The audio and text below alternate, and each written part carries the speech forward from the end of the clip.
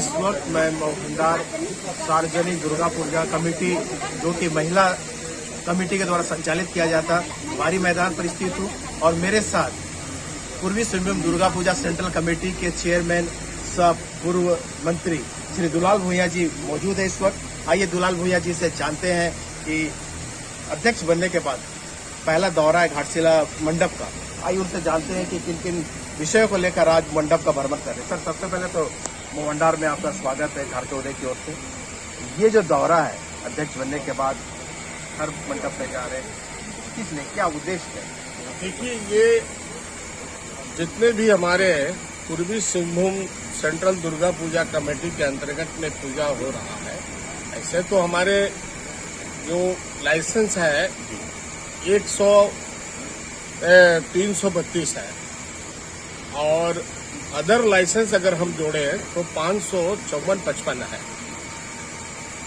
और सभी पूर्वी सिंहभूम सेंट्रल दुर्गा पूजा कमेटी का हम लोग ने अनुमंडल वाइज हम लोग इसको एक किया। इधर हमारे सेंट्रल के केंद्रीय उपाध्यक्ष हमारे तापस जी हैं, उसके बाद में हमारे सम्मानित नेता बुजुर्ग नेता हमारे रजनीकांत गोप जी हैं, जो अनुमंडल जमशेदपुर धालमुम, एक धालमुम अनुमंडल और एक घाटशिला अनुमंडल। और आज हम लोग का दौरा हो रहा है घाटशिला अनुमंडल जी। और सबसे खुशी लगा कि हमारे ये भंडार में महिला समिति इतना सुंदर यहाँ पूजा करती है कि ये पहला बार हमको देखने को मिला। बहुत जितने भी क्लब हैं जी, 554 जितने भी माने समिति है, महिला समिति पूजा ऑर्गेनाइज नहीं किया, सब माने पुरुष समिति उसमें है। हम भी पूजा करते हैं। बोयाडी सेंट्रल दुर्गा पूजा कमेटी 1949 से हो रहा, लेकिन उससे ये देखने को मिला कि इतने यहाँ महिलाओं का, और माता देवी तो महिलाओं की ही शक्ति है जी, अपार शक्ति है। नारी शक्ति ही दुर्गा है, नारी शक्ति ही काली है, नारी शक्ति ही लक्ष्मी है, सरस्वती है, वही विद्यादानी है। बहुत बड़ा चीज हमको देखने को मिला। और यहाँ कुछ समस्या आया था, तापोसदा से हम लोग इसमें विजिट किए। हमारे साथ पूरे चौधरी जी भी हैं, हमारे सेंट्रल कमेटी के उपाध्यक्ष हैं, साथ में श्याम जी हैं जो संयुक्त सचिव हैं, साथ साथ हमारे और भी मेंबर लोग हैं। सरकार के गाइडलाइन के अनुसार हम लोग चल रहे हैं। लेकिन एक बड़ा माने क्या कहा जाए, एक देश में दो कानून हो रहा है, ये बड़ा असमंजस हमको लग रहा है। एक हमारे बंगाल राज्य है और एक झारखंड राज्य है। जब हम भारत के ही अधीन है, हमारे उड़ीसा है, हमारे बिहार है, लेकिन वहाँ कोई ऐसा का पाबंदी नहीं है, ऐसा कोई गाइडलाइन नहीं है। कोरोना कहाँ है? कोरोना जहाँ वैक्सीन लग गया, जहाँ सैनिटाइजर हो रहा, सारा चीज हो गया, वैक्सीन लग गया, मैंने कोरोना खत्म है। लेकिन अब उसी को अगर हम लोग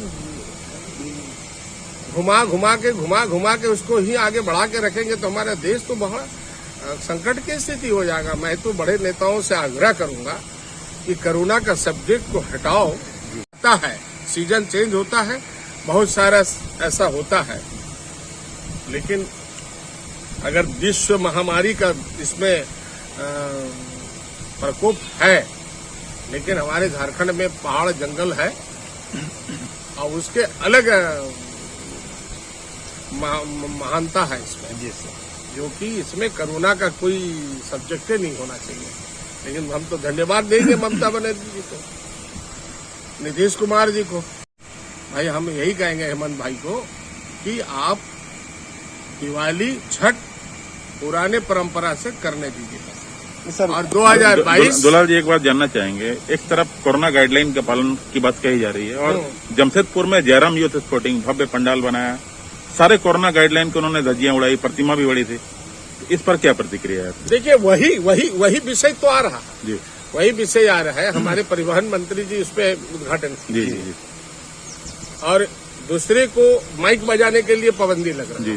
जैसे अभी हम घाटशिला में देख रहे हैं, तो मैंने एक राज्य में दो तरह के कानून नहीं होने चाहिए। जी यह कानून सब पर लागू होना चाहिए, गाइडलाइन सब पर चलनी चाहिए। तो वही बातें आ रहा है, वही यहाँ प्रशासन से हम लोग मांग कर रहे हैं कि भाई माइक बजाना, ढाकी बजाना, भोग बांटना, वहाँ के पूजा पाठ में अगर भोग ना हो, ढाकी ना बजे और मंत्र उच्चारण ना हो माइक से इसलिए मंत्र का उच्चारण करते हैं जो हमारे पंडित जी जो होते हैं, जो यहाँ नजर दृष्टि जो भी बुरा चीज है वो मंत्र का जो है चंडी पाठ पर वो खत्म हो जाता है, सब बाहर हो जाता है। यही लिए मंत्र का उच्चारण माइक से किया जाता है। तो सरकार के इस निर्णय से आप नाखुश लग रहे हैं? देखिए, सरकार का जो निर्णय है, हम तो कहेंगे इससे बहुत दुकानदार लोग मरते हैं। आप बताइए, रविवार को कोरोना नहीं रहता मैंने कोरोना आ जाती है, उनका भी रेस्ट रहता है, मतलब उस दिन आ जाता है, बाकी दिन रेस्ट रहता है, 6 दिन। ठीक है, और बाद बाकी दिन कोरोना नहीं रहता है। राजधानी में कोरोना नहीं है, लोकल ट्रेन में कोरोना है, बड़े बड़े कारखाने कंपनियां चल रही है, उसमें कोरोना नहीं है।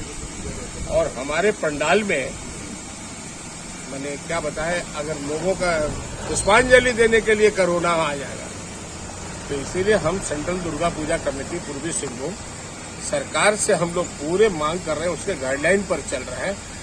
2022 एकदम संपूर्ण रूप से अच्छा परंपरा के साथ, पुरानी परंपरा के साथ एकदम पूजा होना चाहिए। और हेमंत जी से हम यही कहेंगे, एक सुझाव देंगे। हम भी 2 बार मंत्री रह चुके हैं, 3 बार एमएलए रह चुके हैं, और झारखंड आंदोलन में हम लोग जुड़े रहे शुरू से, कि जिस तरह से ममता दीदी ने हर लाइसेंसधारी को 1-1 लाख रुपया दिया है, और जितने भी शिल्पकार लोग हैं, कलाकार लोग हैं, उनको भी